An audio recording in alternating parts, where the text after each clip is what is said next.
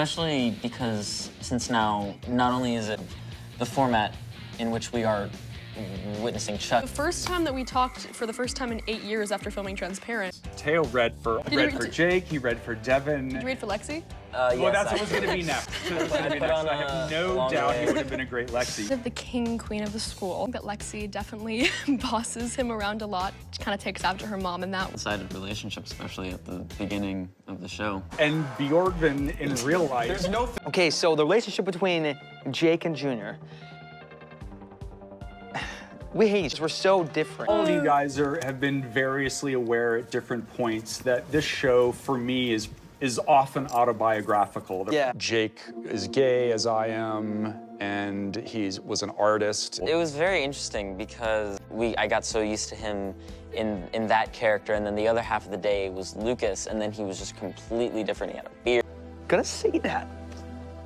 We're on set filming Chuck. So can you talk a little for you to play a character who has such a dramatic arc? Successful student, and he traveled. It was really cool. It's like I got to play two characters, a psychotic mess. Everything is definitely not going right in his life, so much so that he murders someone. Because I thought that there's some. I did take it as a compliment.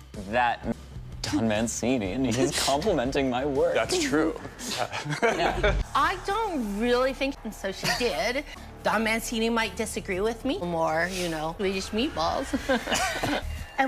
Is with another woman already. His meatballs did smash you to death. You do me in. You do me in. Yes. He has. It was very swing. That felt really for just this one little 15-second segment. Wow. Yeah. There's an angry Chucky, and there's a happy Chucky, and there's a Chucky with hands and a Chucky without hands. There's a puppet Chucky, a Chucky that, you know, all these different Chuckies. Teo, let's talk about the song We Got the Beat. Yeah. One of my favorite aspects of doing this whole show was how you guys all made significant contributions to your characters. So when we were having one of our early discussions, you were wondering, what is Junior's secret dream? And then I thought, like, oh, what if he wanted to be a singer, with the idea that he would pump himself up with that song? Use something to see a secret side of him. And then people saw in episode 7 the climax of that. Come on, one more time. Come on. Let's go behind this. Halloween is just the staple of horror.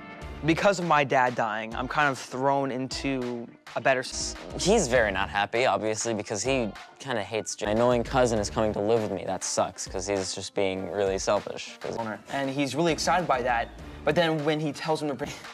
You know, I guess my father also died at some point, so... And I talked to him kind of about that, kind of get to know him more, kind of... First thought that comes to mind, Chucky. Because obviously, who else? Old because both of his parents are like yeah, it's literally like a couple days. A couple days after I found out my uncle's dead, and now I'm just starting to think like, Jesus, what is going on? This is insane. It was really cool because we were in this huge mansion in the bedroom. With the completely candles. Peers.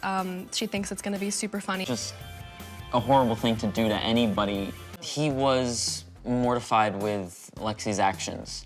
But then this, I mean, Lexi did some... Just a very cool song with her sister. And people there that were injured. And affected by the fire because some stuff happens to his lung. I'm not gonna be able to run for a while. Junior is actually very relieved, but Logan he's projecting onto his son. He's trying to live the glory days of his younger years vicariously through his son. It's a fiasco. It's a fiasco. You're welcome. yeah, let's go. also knows that Chucky's alive. Put this. Finish the job. You know, with all the... He's like, what the hell's going on? Get in and be a part of what's going on, but on in his life and all of his uncle dying, everything is falling apart. One of my favorite lines in the show when they're talking about the Chucky doll, and I think that basically thinking that Junior's not capable of doing anything for himself.